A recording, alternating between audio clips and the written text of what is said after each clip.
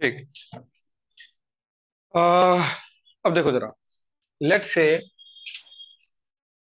Set ए हमारे पास 1 2 3 4 5 and B set है हमारे पास A B C D E F and एक रिलेशन आर है from A to B.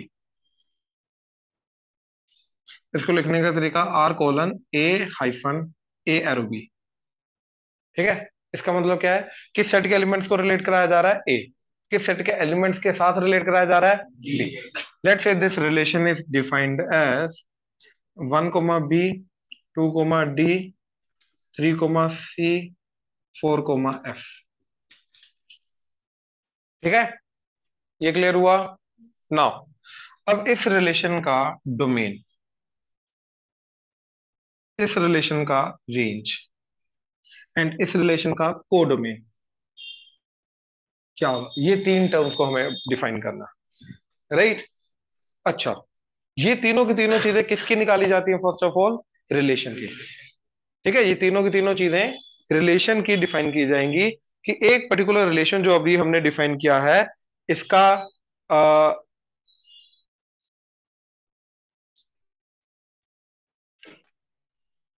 Domain क्या होगा, इस रिलेशन का रेंज क्या होगा, इस रिलेशन का कोडोमेन क्या होगा। तो इसके रिलेशन के जो ऑर्डर्ड पेयर्स है, उन ऑर्डर्ड पेयर्स के जो फर्स्ट एलिमेंट का सेट है, राइट, वो होगा डोमेन। मतलब जिन एलिमेंट्स का रिलेशन बनाया जा रहा, अगर मैं एरो डायग्राम से देखूं, ये ए है, ये बी है, तो ए के अंदर क्या आ रहा है? 1 2 3 4 5। बी के अंदर क्या आ रहा है? ABCDEF। तो 1 is related to A, 1 is related to B, sorry, 2 is related to D, 3 is related to C and 4 is related to F. अब ध्यान से देखो, इसके अंदर के सिर्फ 1 2 3 4 हैं जो रिलेटेड हैं। तो जिन एलिमेंट्स का रिलेशन प्रोड्यूस हो रहा है या जो एलिमेंट्स रिलेटेड हैं, राइट, उनके एलिमेंट्स के सेट को क्या बोलेंगे? डोमेन। तो डोमेन के अंदर क्या आ जाएगा? 1 2 3 4।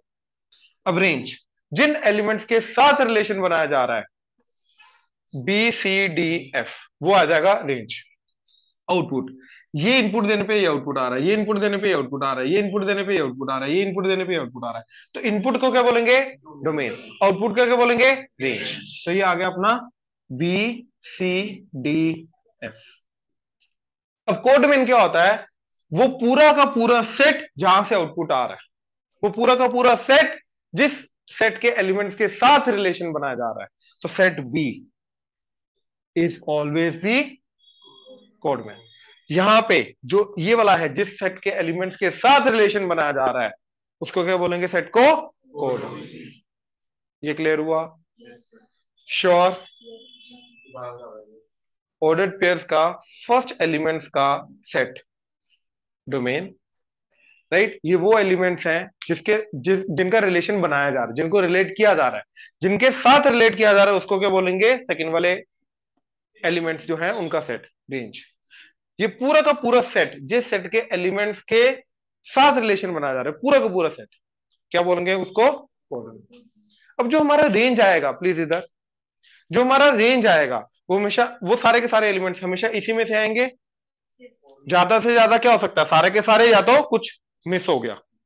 तो हमेशा जो रेंज है वो सबसेट ऑफ कोडोमेन होगा। ज्यादा से ज्यादा बराबर हो सकता है, इसलिए इक्वालिटी वाला साइन भी डाल दिया। प्रॉपर सबसेट नहीं हो सकता इसका, हमेशा सबसेट होगा उसके बराबर या उसके छोटा छोटा होगा। प्रॉपर सबसेट मतलब उसके बराबर नहीं कभी हो सकता। जैसे इसके अगर मैं सबसेट्स बनाऊंगा, तो क्या आएगा? एक 5, एक 1 वाला, 2 वाला, 3 वाला, 4 वाला, 5 वाला, फिर 2 2 वाले, फिर 3 3 वाले, 4 4 वाले, 5 5 वाले। 5 में तो एक ही आएगा, ये खुद। उसको छोड़ के बाकी जितने भी हैं वो कभी भी इसके बराबर नहीं हो सकते, राइट। वो सारे के सारे प्रॉपर सबसेट। ठीक है, क्लियर हुआ ये? तो डोमेन को कैसे डिफाइन किया जाएगा? ऐसे, लेट से वी हैव ए रिलेशन जिसके अंदर A, B आ रहा है, ठीक है, अकॉर्डिंग टू सम कंडीशन। ठीक है, कोई कंडीशन के accordingly A comma B order pair आ रहे हैं। अब डोमेन क्या होगा, सिर्फ A element such that A comma B belongs to R. मतलब जितने भी ऑर्डर्ड पेयर आर को बिलोंग करते हैं, उन सारे के सारे ऑर्डर्ड पेयर का फर्स्ट एलिमेंट का जो सेट होगा वो क्या बनेगा, डोमेन। ये समझ में आया? ये रीड कर पा रहे हो क्या लिखा हुआ है? पक्का? ये रीड कर पा रहा है? इसका मतलब समझ में आ रहा है क्या लिखा है? मतलब जो ऑर्डर्ड पेयर आर को बिलोंग कर रहा है, उस ऑर्डर पेयर का फर्स्ट एलिमेंट का जो सेट होगा वो क्या होगा, डोमेन। सिमिलरली जो रेंज क्या आएगा, B such that A comma B belongs to R, and codomain is always set B. Clear है ये? पक्का? ये हो जाएगा तीनों जल्दी।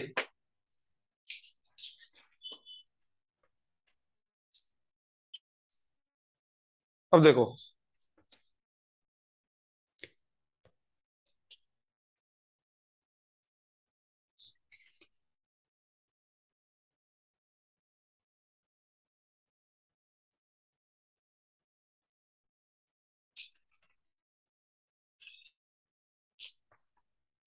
मान लो एक सेट ए हमारे पास, एक सेट बी है। ठीक है, एक सेट ए है हमारे पास, एक सेट बी है, अज्यूम करो। ठीक है, देन रिलेशन आर हमने डिफाइन किया ए टू बी। ठीक है, इसको क्या बोलेंगे, रिलेशन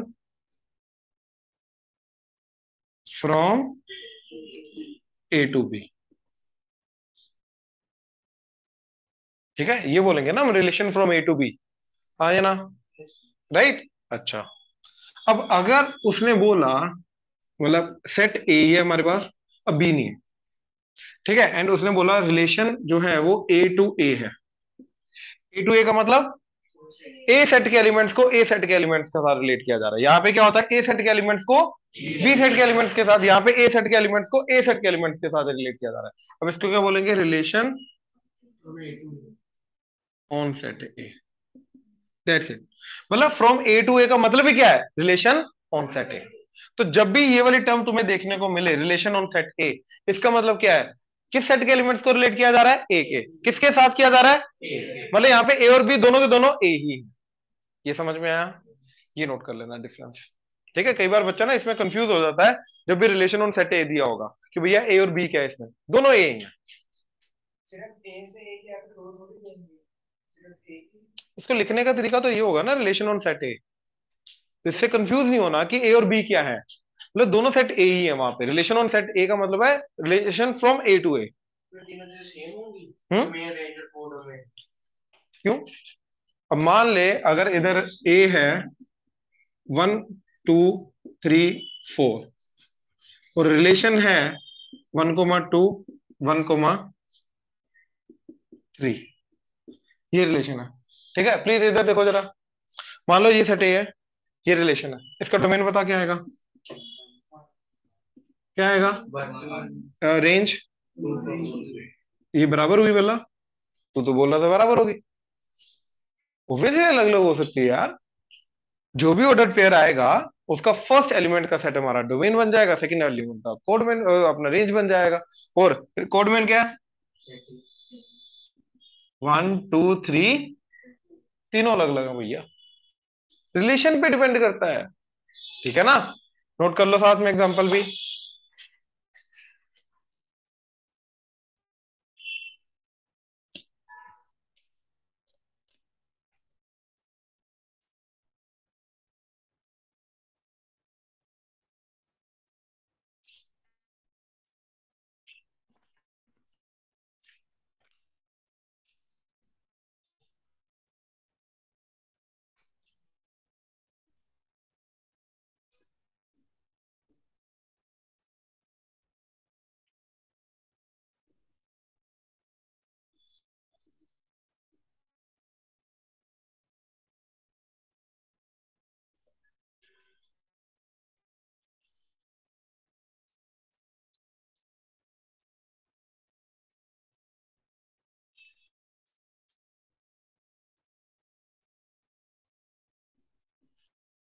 ठीक है, एक सेट दे रखा है हमें फर्स्ट 10 नेचुरल नंबर्स। ठीक है, रिलेशन दे रखा है x comma y, x plus 2 y is equal to 10। Right, तो जो ये रिलेशन है उन सेट ए, इसका डोमेन एंड रेंज हमें निकालना। ठीक है, on this set A, set ए का मतलब जो एक्स है वो भी एक है, जो वाई है वो भी एक।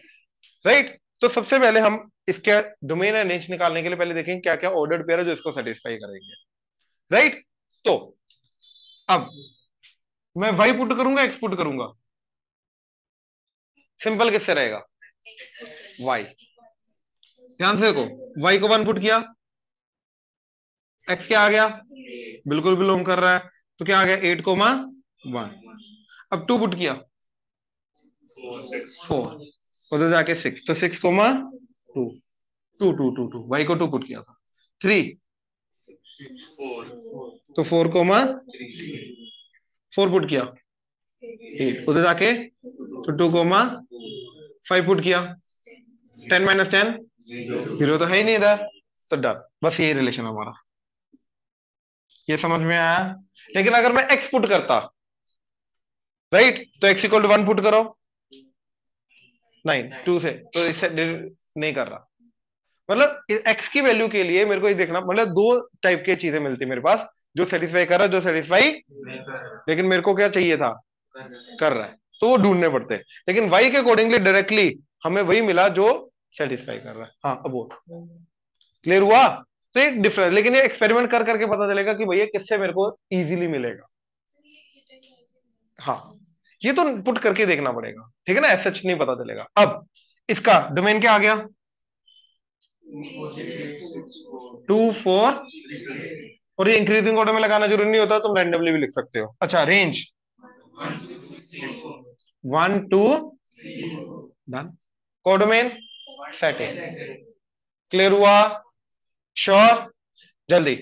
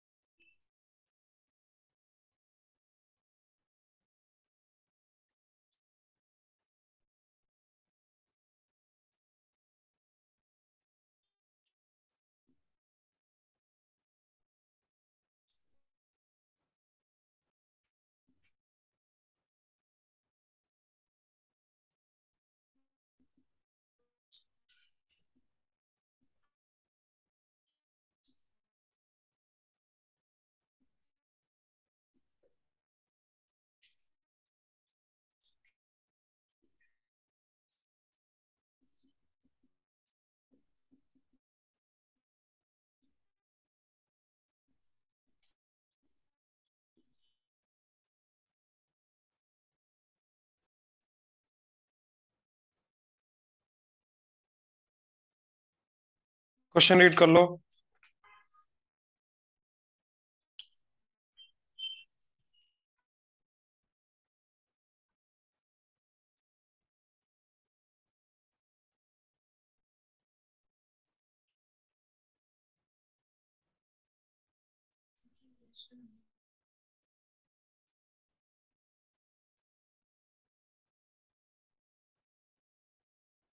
ठीक है, वो बोल रहा है कि रेशनल नंबर्स के ऊपर हमने एक रिलेशन बनाया, और वो दो रैशनल नंबर्स जिनका डिफरेंस इंटीजर है, वो दो रैशनल नंबर इसके अंदर आएंगे, जैसे 1.2 0.2, दोनों का डिफरेंस क्या आ गया, 1 इंटीजर। 7.3 2.3 बिल्कुल बिलोंग करेंगे।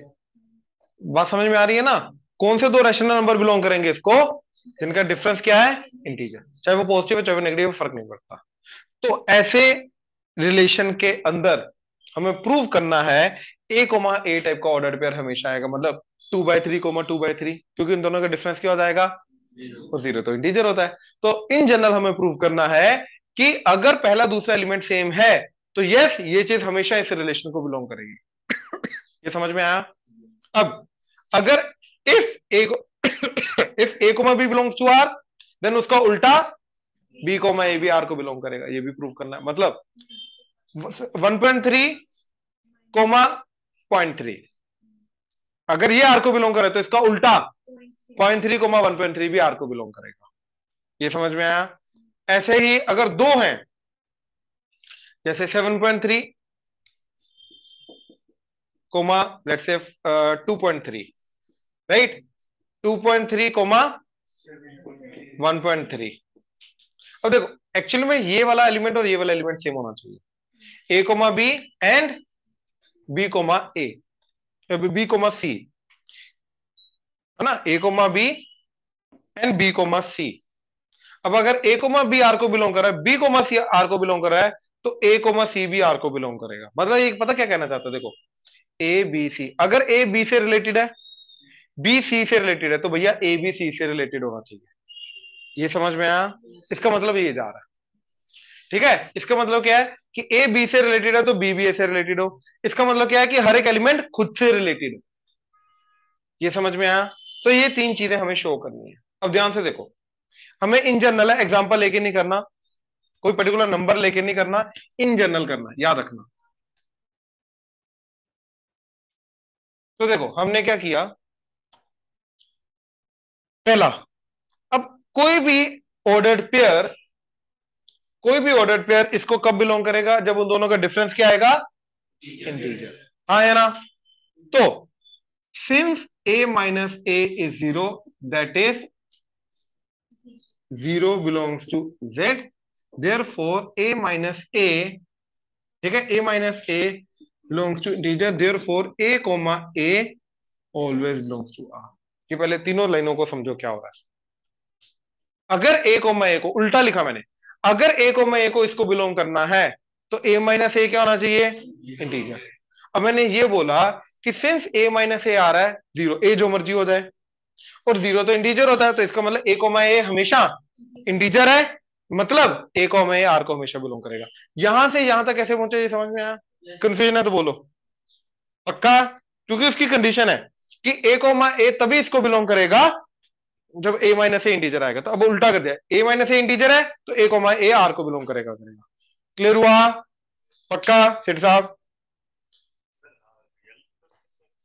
भैया रिलेशन है। क्लियर हुआ? अगला, ये आगे फर्स्ट का। सेकंड, अब इफ देन का मतलब समझ लो, इफ दिस देन दिस। अब जो इफ में दिया होता है ना वो ट्रू होता है, हमें इसको यूज करके इसको प्रूव करना है। ये समझ में आया? तो हमें दे रखा है कि A comma B belongs to R, मतलब A minus B is, let's say that is z1 integer. हाँ है ना? अब हमें क्या चाहिए, to prove B comma A integer होना चाहिए, मतलब B minus A some integer होना चाहिए, z2 ले लो। ये प्रूव करना है। यहां से यहां तक कैसे पहुंचेंगे, बी को नेगेटिव का पॉजिटिव करना है, ए को पॉजिटिव का नेगेटिव करना है, तो इसको -1 से मल्टीप्लाई कर दो, तो b माइनस ए आ गया minus z1। No, negative of integer is also an integer, क्योंकि इंटीजर हमारे पास नेगेटिव पॉजिटिव दोनों होते हैं, तो ये भी इंटीजर आ गया, तो देयरफॉर b कोमा ए z, हेंस प्रूफ सेकंड वाला। ध्यान से चेक कर लो, क्लियर हुआ? ओ सॉरी, ये आ रहेगा, यहाँ पे आ रहेगा, वो तो इंटीजर लिया ना मैंने, ओ सॉरी, ये, हाँ ये आ रहा है बिल्कुल। अब ठीक है, थर्ड, अब इसके अंदर हम ये दोनों को ट्रू मान के जाएंगे, मतलब A comma B belongs to R, मतलब ए माइनस बी क्या होगा, z1। B comma C belongs to R, मतलब बी माइनस सी क्या होगा, इंटीजर। अब to prove A comma C belongs to R, मतलब A minus C is integer z3। हाँ या ना? अब इन दोनों को ऐड कर दिया, ऐड करके बी बी कटा, तो a minus C z1 plus, अब that is nothing but another integer, क्योंकि दो इंटीजर्स का सम क्या होता है, इंटीजर। तो since this is true, hence a comma C belongs to r। Clear हुआ? अप्रोच कैसे करना है इसको, एनसीईआरटी का क्वेश्चन है, ध्यान से, ठीक है, रिलेशंस के रिलेटेड एनसीईआरटी का क्वेश्चन है, नोट करो।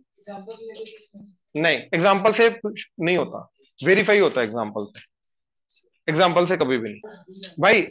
अगर हमें डिसप्रूव करना है, ये शर्म मैंने पहले बताया हुआ है, तो एग्जांपल, अगर हमें प्रूव करना है या शो दैट करना है, हमें प्रॉपर मेथड फॉलो करना पड़ेगा। डिसएग्री अगर करना है एक स्टेटमेंट को, तो एग्जांपल से करना। अगले वाला क्वेश्चन से आएगा।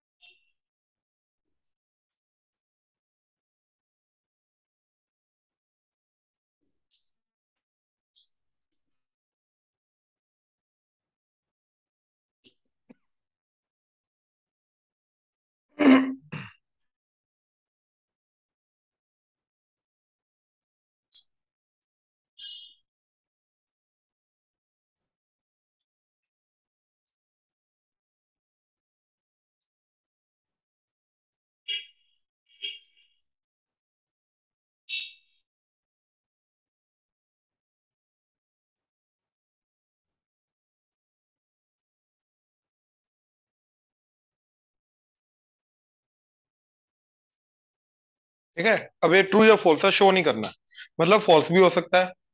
तो अब अगर हमें किसी भी चीज को फॉल्स प्रूव करना है तो कोई भी एक एग्जांपल दे दो जो उसको सेटिस्फाई नहीं कर रही। ठीक है, अब क्वेश्चन देखो क्या बोल रहे, सेट क्या है, किसके ऊपर है, जो रिलेशन है वो सेट किसके ऊपर है। अब दो नेचुरल नंबर तब आपस में रिलेटेड होंगे जब एक का स्क्वायर दूसरे के बराबर होगा, मतलब सॉरी सेकंड वाले का स्क्वायर पहले वाले के बराबर होगा। अब हमें शो करना है क्या ये रिलेशन हर नेचुरल नंबर के लिए वैलिड है। नो। जैसे क्या 2,2 इसको सेटिस्फाई करेगा, 2 का square is not equal to 2। Now first के लिए हम क्या बोलेंगे, सिंस 2 का square is not equal to 2 therefore 2,2 does not belongs to R. तो this is not always true, मतलब फर्स्ट वाला क्या आ जाएगा फिर, ये क्लियर हुआ। 3,3 ले लो, 4, सिर्फ किस चीज, किस कौन से नेचुरल नंबर के लिए वैलिड है, 1 के लिए, इसके अलावा तो वैलिड ही नहीं है ये कंडीशन, हाँ या ना, पक्का। अगला, अब अगर a कोमा बी वैलिड है तो क्या उसका उल्टा वैलिड होगा, जैसे example 2,4 belongs to R S 2 का स्क्वायर इज इक्वल टू 4, हाँ या ना। But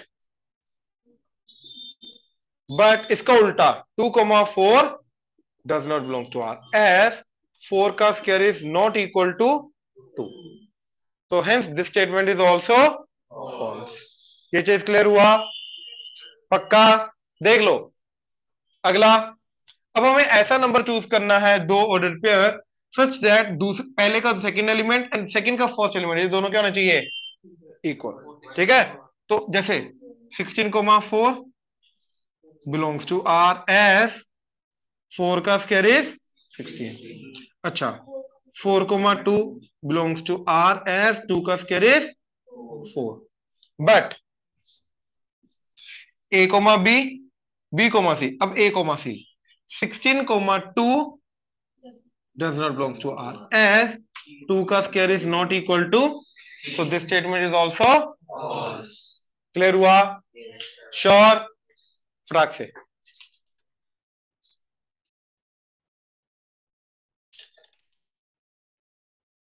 inverse of a relation, ये 11th पॉइंट ऑफ व्यू से नहीं है, आरडी डिफाइन करता है बट एनसीईआरटी डिफाइन नहीं करता, बट ये 12th पॉइंट ऑफ व्यू से है। ठीक है, लिख लो, समझ आ जाएगा। इनवर्स ऑफ अ रिलेशन,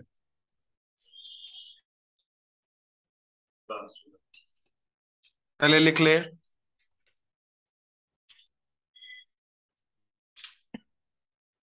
देखो मान लो एक रिलेशन आर है from set A to set B. ठीक है, relation R from set A to set B, assume करो ये। ठीक है, एंड आर के अंदर क्या आएगा, ए कोमा बी। ठीक है, सच दैट कोई ना कोई कंडीशन फॉलो होगी, यही होगा, राइट। अब जो आर इनवर्स होगा, आर इनवर्स लिखने का तरीका पावर में -1, but it does not mean 1/r ना, रेसिप्रोकल नहीं है, इनवर्स है, फर्क है। तो आर इनवर्स जो होगा ये उल्टा हो जाएगा, क्या होगा ये, from set B to set A, मतलब ये बी सेट के एलिमेंट्स को ए सेट के एलिमेंट्स का रिलेट करेगा, एंड इसके अंदर आर इनवर्स के अंदर क्या आएगा, बी कोमा उल्टा ऑर्डर पेयर आएगा, such that A comma B belongs to R. तो जो जो ऑर्डर पेयर आर को बिलोंग करेगा उसका उल्टा ऑर्डर पेयर आर इनवर्स में आएगा, ये समझे। हाँ हाँ, राइट, बट ये पर्टिकुलर रिलेशन की बात हो रही है, आप तो फुल कार्टेशियन प्रोडक्ट की बात कर रहे हो ना, ये एक पर्टिकुलर केस की बात हो रही है। जैसे मान लो हमारे पास ए है 1, 4, 9, 16 एंड बी सेट है ABC, मान लो ये, एंड इसके ऊपर हमने रिलेशन डिफाइन किया 1,A 1,B 4,C, राइट। अच्छा ये हटाओ, कितना बचा है, लिख लेना, चले।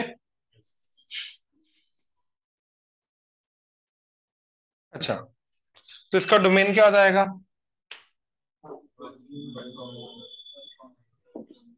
1,4, अबे क्या 1, 1,4 तो 1,4, ठीक है। Range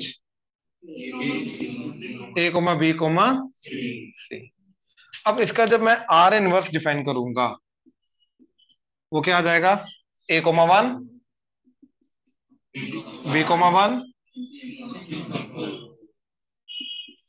C, 4, right. तो इसका डोमेन क्या आ जाएगा? उल्टा, A, B, C। जो इसका रेंज था वो इसका डोमेन बन गया, A, B, C। And range 1,4। Oh sorry,